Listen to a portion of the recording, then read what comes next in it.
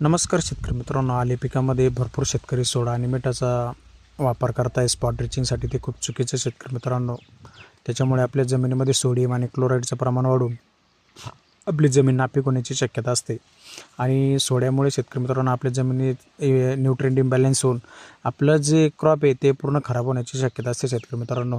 याचे दुष्परिणाम खूप वाईट आहे शेतकरी मित्रांनो, कारण की आपल्याला कंटिन्यूच्या जमिनीमध्ये दुसरे आलटून पिकं घेणे त्याच्यासाठी पण आपला हा खूप धोक्याची घंटा शेतकरी मित्रांनो. त्यासाठी आपण साधे बाजारातले जे नाही महाग बुरशीनाशक घेऊ, पण आपण साधे बुरशीनाशक घेऊ शकतो की जे खूप स्वस्तातले बुरशीनाशक शेतकरी मित्र, त्याचे आपण स्पॉट ड्रिचिंग करू शकतो. मररोगासाठी पण स्वस्तात बुरशीनाशक मिळतात मार्केटमध्ये, आपण त्याचा उपयोग करू शकतो शेतकरी मित्रांनो.